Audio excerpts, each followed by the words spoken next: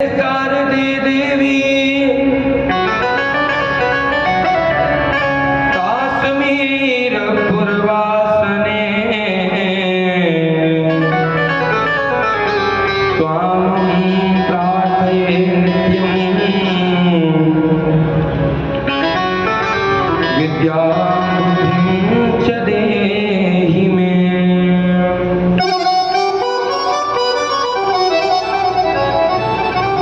नारायणं नमस्कृत्य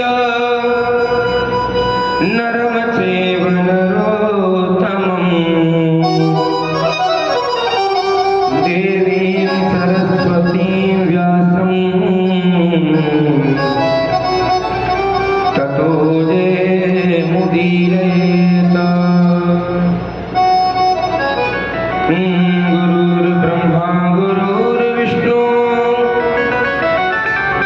गुरुर्देवो महेश्वरः गुरुर्साक्षात् परब्रह्म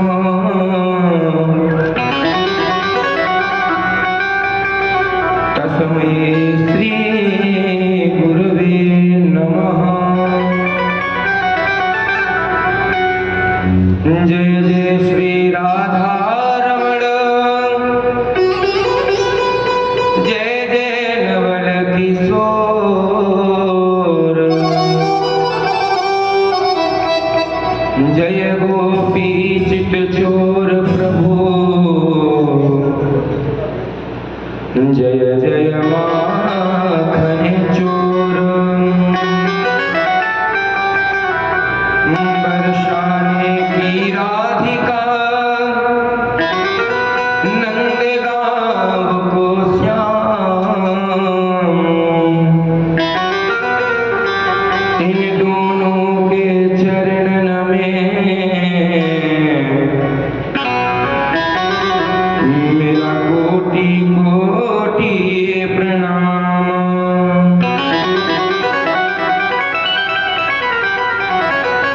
गंगा तरंग रमणी यजटा कलापम गौरी निरंतर विभू शितवामवागम।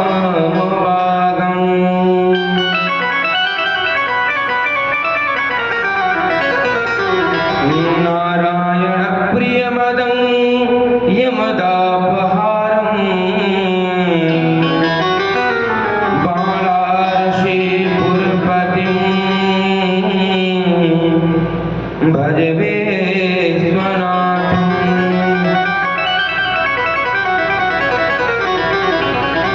सहसों में सिखाया गया धराधाम सत्य है यौवन में सिखाया गया अर्थ काम सत्य है। पिंजड़े का पंछी जब पिंजड़े को छोड़ चला तो अंत में सिखाया गया राम नाम सत्य है। वरहापीडं नटवर वपु कर्णयो कर्णिकारं बिभ्रतवासा कनककपिशं वैदयन्तीं च मालाम्। ब्रह्माण्डमेरुरधर सुधया पूरयन् गोपवृन्दैः वृन्दारण्यं स्वपदरमणं प्राद्विषत् गीतकीर्तिम्।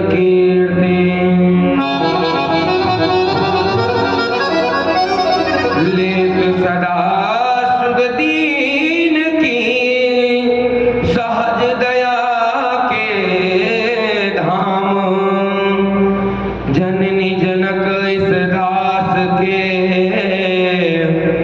प्रभु श्री सीताराम। प्रभु श्री सीताराम।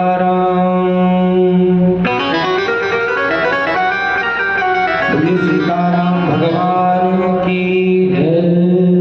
राघवेंद्र सरकार की जय। आइए भगवान की परम पावन मंगलमयी देव दुर्लभ, ये जो भागवत की कथा है ये देवताओं को भी दुर्लभ है। इस देव दुर्लभ कथा सुनने के लिए हम आप सभी लोग यहाँ पर विराजमान हुए हैं। समस्त लोग भक्तों से निवेदन है, जो भी भक्त यहाँ पर आज के हैं, देखिए मुखम पवित्रम यदि राम नामम, हमारा मुख, हमारी वाणी कब पवित्र होती है? जब हमारे मुख से परमात्मा का नाम निकलता है। और जब तक हमारे अंदर बैठे हुए काम, क्रोध, मोह, लोभ, मत्सर, ये सब जब द्वेष हमारे हृदय से नहीं निकलेंगे, तब तक भगवान की कथा हमारे हृदय में प्रवेश नहीं कर सकती है। तो ये काम, क्रोध रूपी जो अंधकार हमारे हृदय में विराजमान है, ये निकलेगा कैसे? ये सब भैया परमात्मा के नाम से ही निकलेगा। मुखम पवित्रम यदि राम नामम, हमारा मुख, हमारी वाणी कब पवित्र होती है? जब हमारे मुख से निरंतर परमात्मा का नाम निकलता रहेगा। बड़े भाग मानुष तन पावा, सुर दुर्लभ सद ग्रंथन गावा। अरे हम आप बड़े भाग्यशाली हैं जो हमें आपको मानव का तन मिला है, और मानव का तन पा करके परमात्मा की कथा सुनने का अवसर मिला है। सच बताएं भैया, तो न जाने कितने लोगों को पहले से पता होगा कि उपकार गेस्ट हाउस में भगवान की पावन कथा होगी। 1 तारीख से भगवान की कथा का शुभारंभ होगा। लोगों ने इरादे भी बनाए होंगे, विचार बनाया होगा कि चलो हमारे पास इस समय कोई काम नहीं है और हम 7 दिन निरंतर भगवान की कथा सुनेंगे जाकर के, लेकिन नहीं आ पाते। क्यों? पूरी उन्होंने तैयारी तो बना ली, लेकिन जब घड़ी में 4 बजने वाले होते हैं तो पता ना अकस्मात उनके पास कोई ऐसा कार्य आ जाए कि वो अपने कार्य से निकल जाते हैं। तो यहाँ भैया कौन आता है?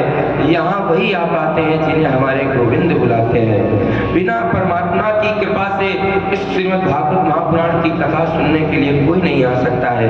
तो हम आप बड़े भाग्यशाली हैं जो हमें भगवान की कथा सुनने का अवसर मिला। तो आइए ज्यादा कुछ न कहते हुए अपने मन और वाणी को पवित्र करेंगे। जो भक्तगण यहाँ आ गए हैं वो भी, और जो नहीं आए हैं, जो आ रहे हैं, सभी से निवेदन है चलते फिरते भगवान का नाम गुनगुनाते हुए और कथा पांडाल तक पधारे। सभी लोग कहेंगे ओम आते जाते हुए गुनगुनाया करो, आते जाते हुए गुनगुनाया करो, राम बोला करो, राम गाया करो, राम बोला करो, राम गाया करो, राम बोला करो, राम गाया करो। आते जाते हुए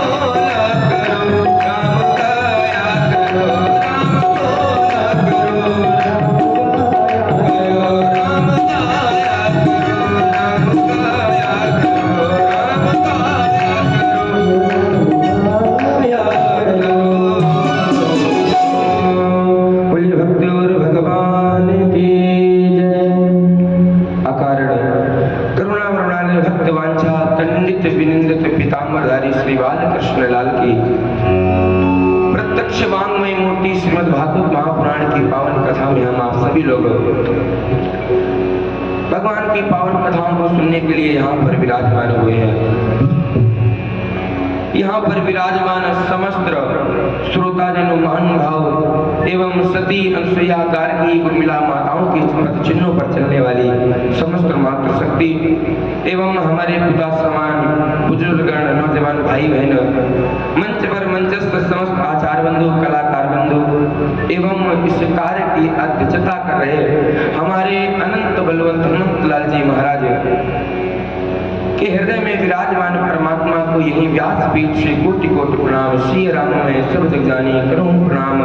जोर जुग पानी देव तनुज नर नाग खग प्रेत पितर गंधर्व बंदो किन्नर रजनी चर कृपा करो सर्व। आप सभी के हृदय में विद्यमान परमात्मा को यही व्यासपीठ से कोटि कोटि प्रणाम। कल आप लोगों ने, सभी लोगों ने बड़ी ही भाव के साथ में पूज्य श्री गुरुदेव भगवान के मुखार बिंदु से बड़ी सुंदर पावन कथाओं को श्रवण किया। अनेक कथाओं को श्रवण करते हुए महाराज परीक्षित की कथा को श्रवण किया। महाराज परीक्षित को जब श्राप लग गया, उन्हें श्राप लगा कि 7 दिन में तक्षक सर्प के काटने से तुम्हारी मृत्यु हो जाएगी। तो महाराज परीक्षित भयभीत नहीं हुए। महाराज परीक्षित ने सोचा हमें तो वरदान मिल गया, कम से कम निर्धारित तो हो गया कि हम 7 दिनों बाद ही हमारी मृत्यु होगी, और हमारा तो कोई निर्धारित भी नहीं है। कौन से पल में श्वास ये रुक जाए कोई निर्धारित नहीं है। जब परीक्षित जी को पता है कि 7 दिन में हमारी मृत्यु हो जाएगी और 7 दिन में हम आप सबकी मृत्यु होनी है, 7 ही दिन होते हैं भैया, 8वां दिन नहीं होता है। 7 दिन में परीक्षित जी सभी की मृत्यु होनी है। लेकिन हम आप क्या करते हैं, परमात्मा को भूल जाते हैं। जिसने हमें आपको इस संसार में भेजा है उसको भूल जाते हैं। भूल जाते हैं कि हमारा जन्म किस लिए हुआ है। तो आज परीक्षित जी श्री सुखदेव जी से पूछ रहे हैं, प्रभु हमें श्राप लगा है, हमारी 7 दिनों में मृत्यु हो जाएगी तक्षक सर्प के डसने से। कृपया करके हे मुनि, आप हमें,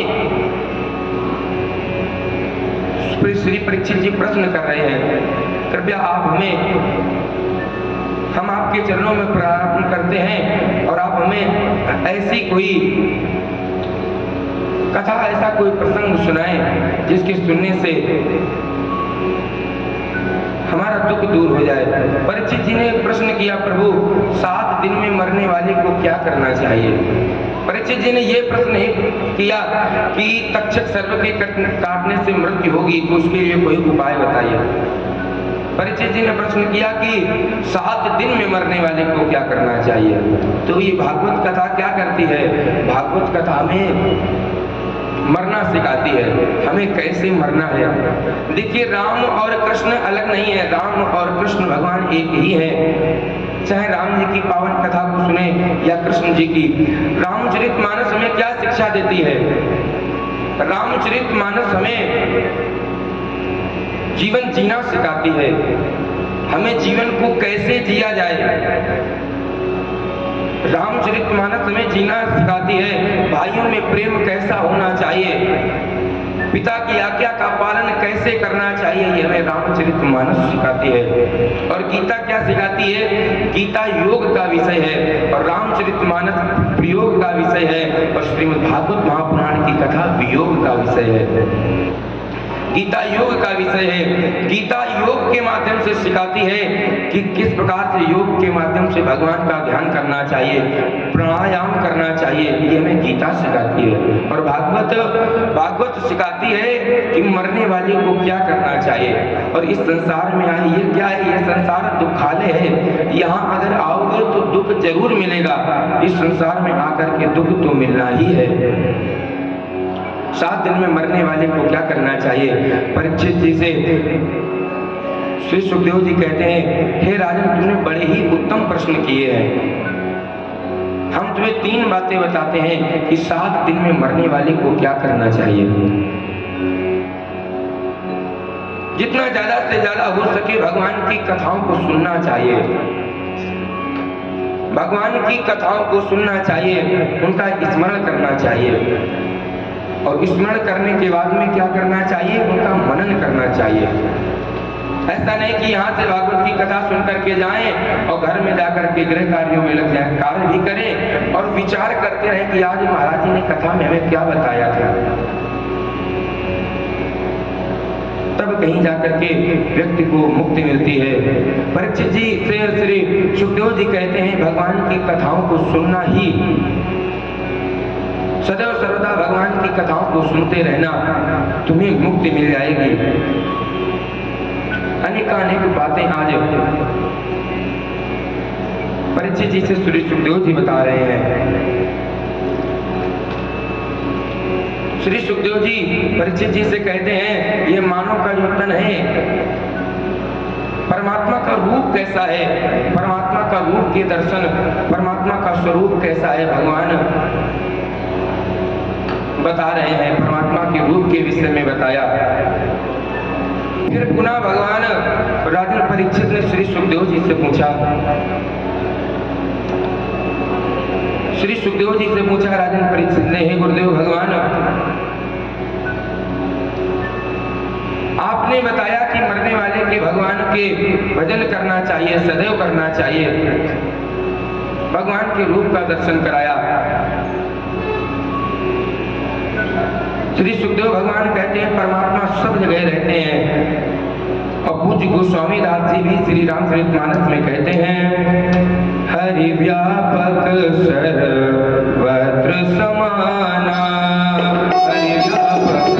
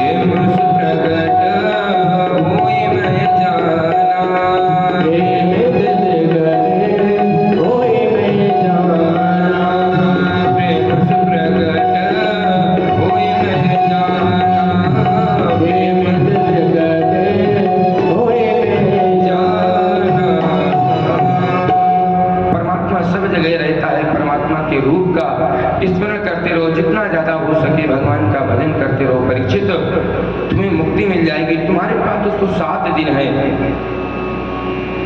राजा खड़वान को तो 2 घड़ी में मुक्ति मिल गई थी। 1 घड़ी आधी घड़ी, आधियों में पुनियाद, तुलसी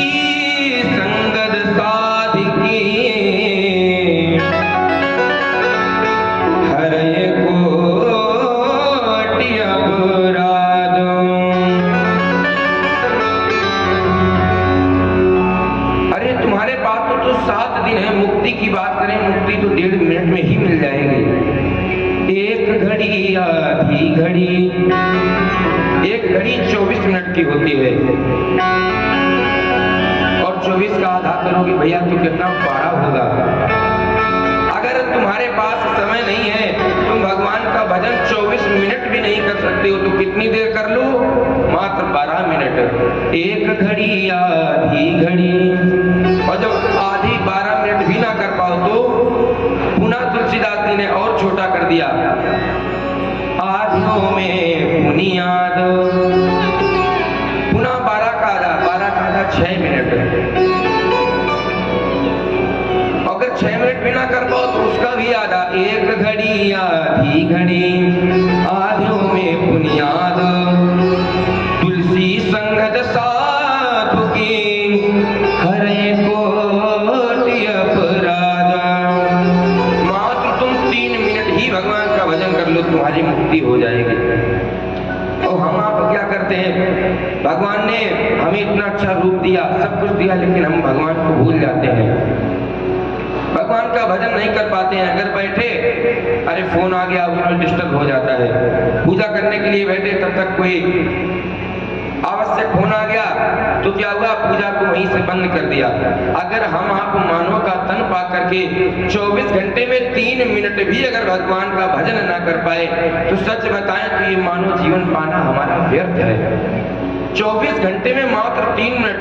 देखिए कलयुग का जब त्रेता द्वापर में महापुरुष संत महात्मा रहते थे तो तब क्या करते थे, तब कई वर्षों तक तपस्या करते थे, लेकिन फिर भी परमात्मा को नहीं पा पाते थे। और कलयुग में कितना सुगम उपाय है। कलयुग में केवल भगवान का भजन कर लो। रामचरितमानस में बड़ी ही सुंदर अर्धाली आई है, कलयुग केवल हरि गुण गाहा। कलयुग केवल हरि गुण गाहा।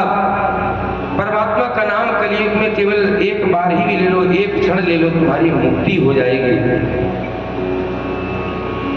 ऐसे आज सुखदेव जी श्री राजा परीक्षित को बता रहे हैं। राजा परीक्षित ने आज पुनः दूसरा प्रश्न किया, हे प्रभु, संसार में सृष्टि कैसे हुई, कृपया करके हमें बताने की कृपा करें। ये मैं अपनी सृष्टि संसार में कैसे हुई। श्री सुखदेव जी कहते हैं, हे राजन परीक्षित, हमें तुम्हें सृष्टि वर्णन की भी पावन कथा सुनाएंगे। भगवान विष्णु की नाभि कमल से ब्रह्मा जी की उत्पत्ति हुई और ब्रह्मा जी के द्वारा ब्रह्मा जी ने मानसिक सृष्टि करना प्रारंभ की। ब्रह्मा जी ने मानसिक सृष्टि प्रारंभ की तो क्या सनक, सनंदन, सनातन और सनत कुमार ये 4 ऋषि प्रकट किए। ये जब 4 ऋषि प्रकट हुए, सृष्टि की वर्णन के लिए ब्रह्मा जी ने प्रकट किया। ब्रह्मा जी ने कहा, पुत्र, हमने तुम्हें सृष्टि वर्णन के लिए, सृष्टि की रचना के लिए उत्पन्न किया है, तुम सृष्टि की रचना करो। तो इन पुत्रों ने क्या किया, कहा, पिताजी, हमसे सृष्टि की रचना नहीं होगी। अरे जब आज इन सनत कुमारों ने, ऋषियों ने ब्रह्मा जी की बात को टाल दिया, इनकार कर दिया, तो ब्रह्मा जी को क्रोध आया और ब्रह्मा जी ने श्राप दे दिया कि जाओ, तुम चारों के चारों 5 वर्ष के ही हो जाओ। ब्रह्मा जी ने क्रोध में श्राप दिया, लेकिन सच बताएं तो महापुरुषों के मुख से निकला हुआ अगर श्राप भी निकल जाए तो वो वरदान हो जाता है। आज जब सनत कुमारों को श्राप लगा तो सनत कुमार कहते हैं, पिताजी, आपने हमें श्राप नहीं दिया, आपने हमें तो वरदान दे दिया। क्यों? क्योंकि मैं तो भगवान का भजन करने के लिए ही आया हूँ और आपने तो हमें श्राप दिया है कि तुम सदैव सर्वदा 5 वर्ष के ही बने रहो। अरे हमारे लिए कितने अहोभाग्य है हमारे जो आपने श्राप दिया, क्योंकि जब उम्र बढ़ेगी नहीं, सदैव 5 वर्ष के बने रहेंगे, भगवान का भजन करते रहेंगे। ब्रह्मा जी को जब क्रोध आया, इसने श्राप दिया, तो ब्रह्मा जी की भ्रुकुटी से भगवान रुद्र का प्राकट्य हुआ। भगवान शंकर प्रकट हुए। भगवान शंकर प्रकट होते ही रुदन करने लगे, रोने लगे, जिससे इनका नाम रुद्र पड़ गया। ब्रह्मा जी ने कहा, हे रुद्र, तुम सृष्टि का पालन करो, सृष्टि की रचना करो। शंकर जी का विचार नहीं था सृष्टि रचना करने का, लेकिन शंकर जी ने कहा कि हमारे बड़े भाइयों ने पिता की बात को मना कर दिया है, पिता की बात से इनकार कर दिया। जब उन 4 भाइयों ने मना कर दिया है, अगर हम भी मना कर देंगे तो पिताजी का मन जो है ना, ये खिन्न हो जाएगा, पिताजी सृष्टि नहीं करेंगे, पिताजी उदास हो जाएंगे। तो भगवान शंकर ने कहा, जी पिताजी, हम भगवान सृष्टि करेंगे। तो शंकर जी ने कैसे सृष्टि करना प्रारंभ की। भगवान सृष्टि जब प्रारंभ की, शंकर जी ने, ब्रह्मा जी ने उपदेश दिया, भगवान शंकर सृष्टि की रचना करने लगे। भगवान शंकर के द्वारा सृष्टि ऐसी रचाई गई भैया, भूत प्रेत पिशाच बैताल ये सब भगवान शंकर रचना कर रहे हैं।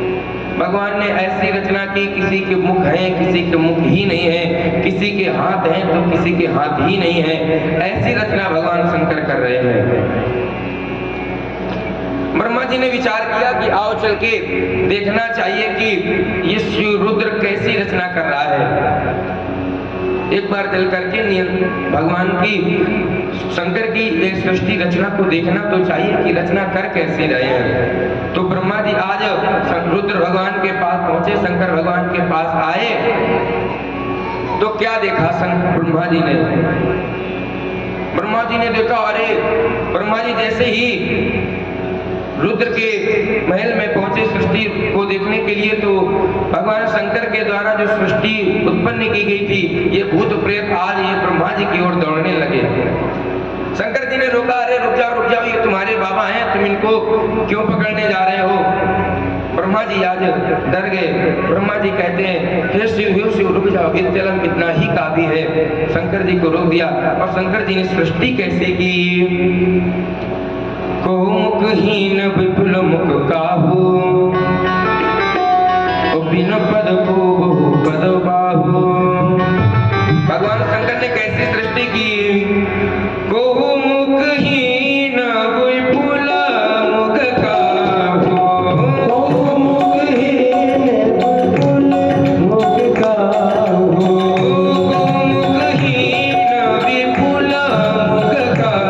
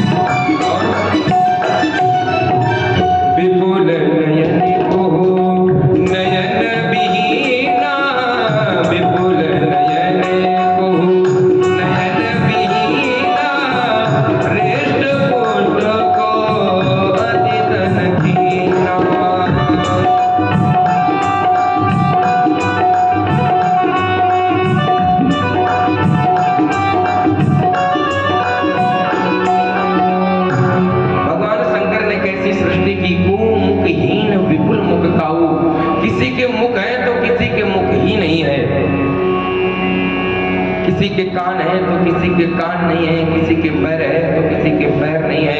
ऐसी सृष्टि को देखकर के भगवान ब्रह्मा जी ने मना कर दिया और कहा, शंकर अब तुम जाकर के तप करो। भगवान शंकर अपने साथ में अपनी सृष्टि की जो रचना की थी उसको साथ में लेकर के कैलाश पर्वत पर जाकर के भगवान शंकर तप करने लगे। पुनः भगवान ब्रह्मा जी ने अपने 10 मानस पुत्रों को जन्म दिया, 9 ऋषियों को और एक 10वें मानस पुत्र नारद जी को जन्म दिया। फिर इसके बाद में ब्रह्मा जी ने अपने दाएं भाग से एक पुरुष और वाम भाग से एक स्त्री को जन्म दिया।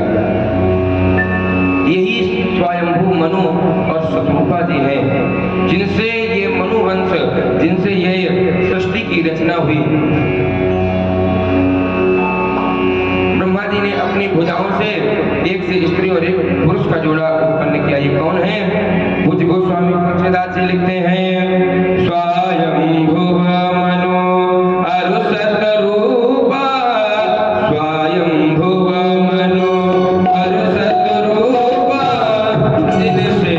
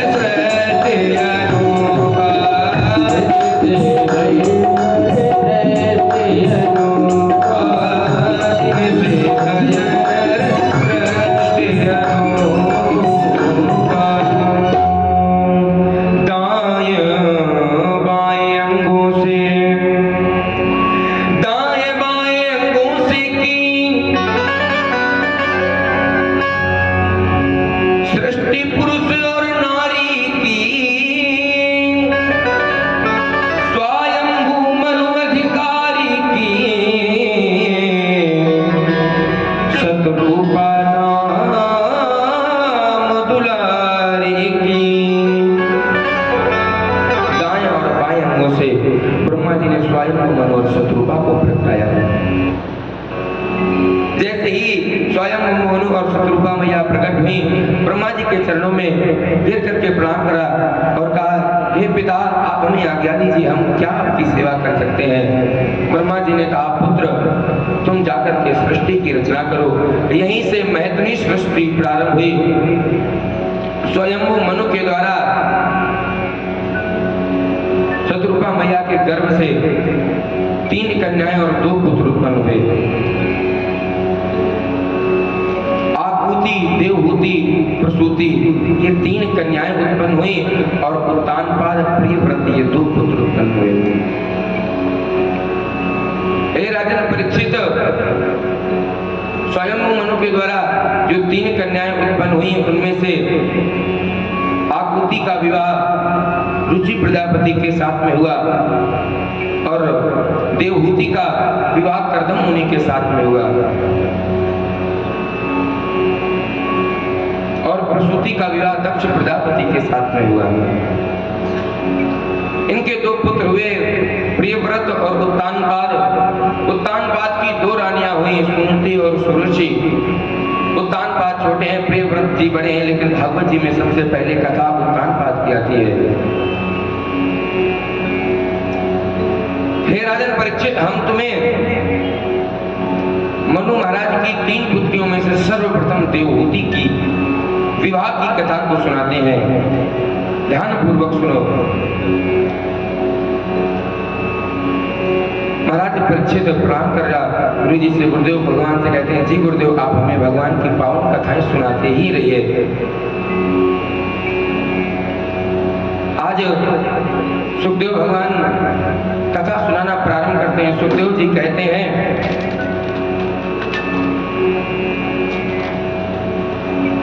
सुखदेव जी कह रहे हैं, स्वयं भुवस्य चा मनोरवंशा,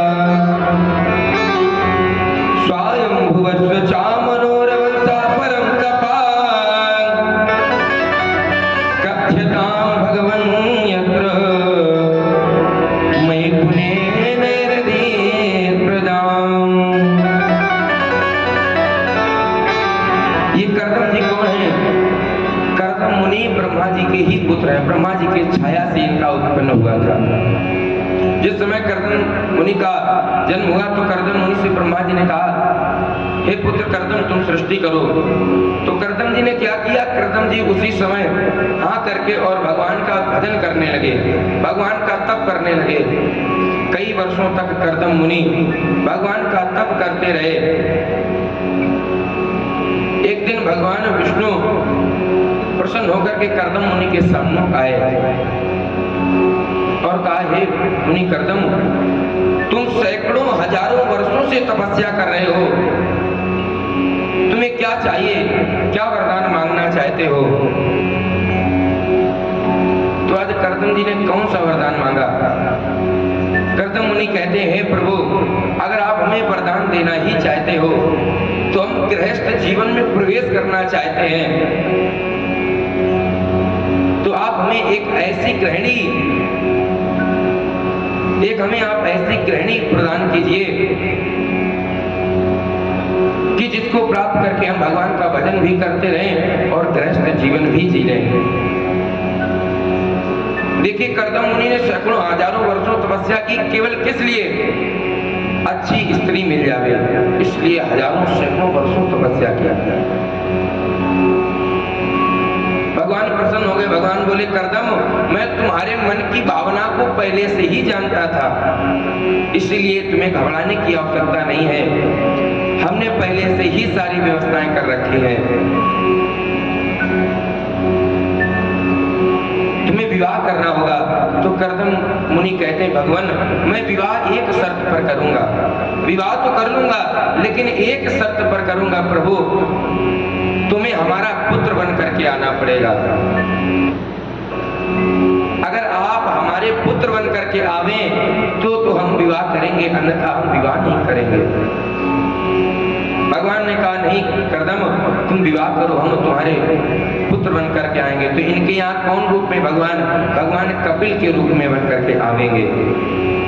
भगवान ने कहा कर्दम तुम्हारे यहाँ 9 पुत्रियां होंगी और 10वें में मैं स्वयं अवतार लेकर के आऊंगा। कहा कर्दम तुम्हारे यहाँ पर परसों के दिन मनु महाराज अपनी पत्नी शत्रुपा के साथ में और अपनी बड़ी बेटी देवहूति को लेकर के तुम्हारे कुटिया पर आएंगे। अच्छा कर्दम महात्मा रहते कहाँ? कर्दम महात्मा एक कुटिया बनाए हैं और उस कुटिया में रहते हैं। ऐसी कुटिया में रहते हैं जहाँ जिस कुटिया में सैकड़ों जीव जंतु रहते हैं, उसी कुटिया में केवल एक ना कोई रहने के लिए अच्छी सी झोपड़ी बनी है, ना कुछ भी नहीं बना है, और उस कुटिया में केवल एक आसन बना है। उस पर बैठ करके कर्दम मुनि भगवान की तपस्या करते हैं। भगवान की तपस्या की वरदान मांगा, प्रभु अगर आप हमारे पुत्र बन करके आएंगे तो हम विवाह करेंगे। इधर कर्दम मुनि इंतजार कर रहे थे कि कब मनु महाराज आवे।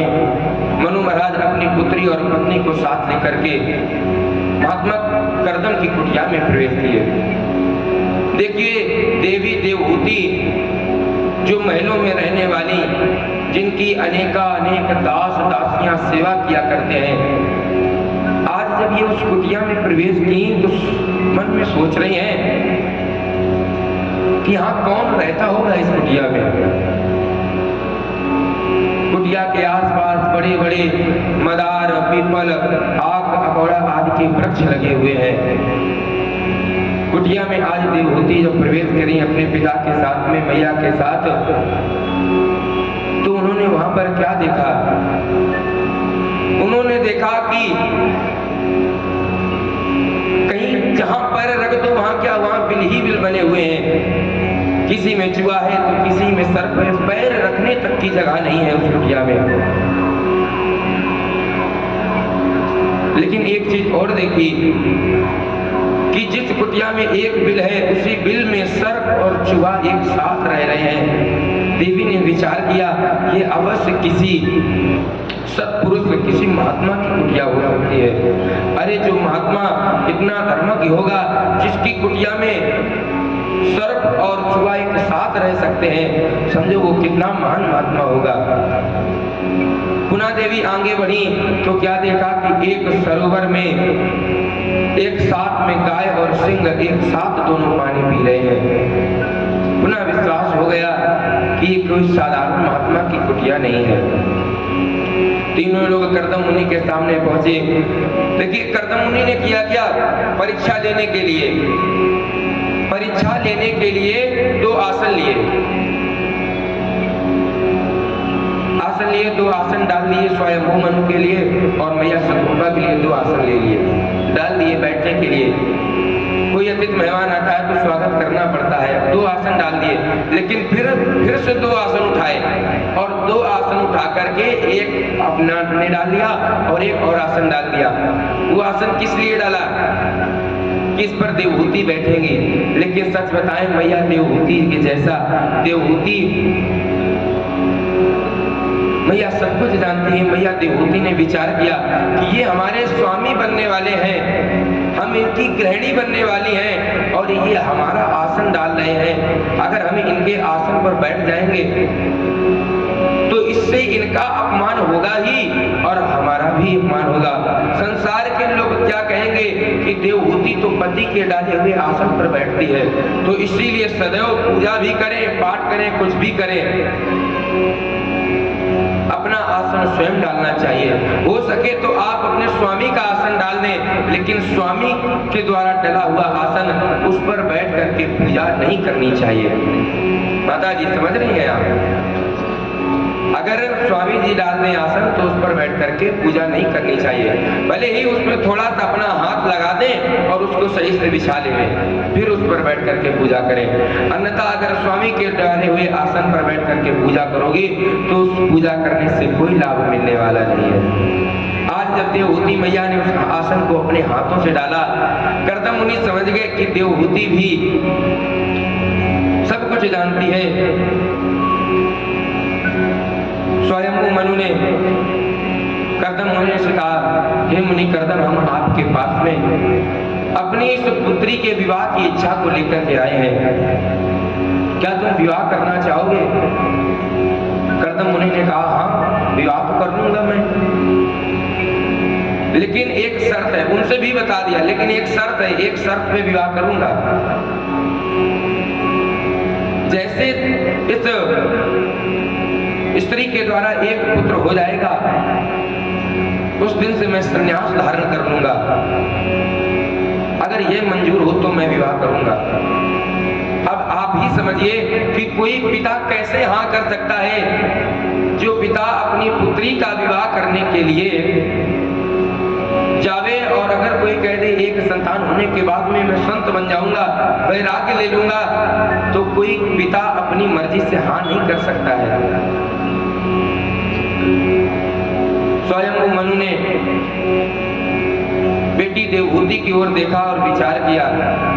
देवहूति से पूछा, देवहूति कहते हैं पिताजी हमें मंजूर है। जब देवहूति ने स्वीकृति दे दी तब स्वयं मनु ने कहा, हाँ हम विवाह करने के लिए तैयार हैं। कर्दम मुनि के साथ में मैया देवहूति का विवाह हुआ। देवहूति का विवाह कर्दम मुनि के साथ में हुआ और विवाह करके गृहस्थ आश्रम में जितनी भी सामग्री की आवश्यकता होती है वो सारी सामग्री मनु महाराज उनको अर्पण करके और अपने राज्य की में चले आए। मैया देवहूति आज उनका विवाह हुआ है, अब अकेले हो गए हैं। कर्दम मुनि है, मैया देवहूति है, बालों में गजरा लगा हुआ है। मैया देवहूति 16 श्रृंगार किए बैठी हुई है कर्दम मुनि के पास में। लेकिन महात्मा कर्दम ने उसी समय क्या किया, अभी एक भी दिन नहीं हुआ है शादी को हुए और महात्मा कर्दम ने अखंड समाधि लगा ली। महात्मा कर्दम ने अखंड समाधि लगा दी। लागी अखंड समाधि अपारा, भगवान शंकर की तरह अखंड समाधि लगा ली। कई वर्षों तक समाधि में बने रहे। लेकिन मैया देवहूति क्या करते हैं,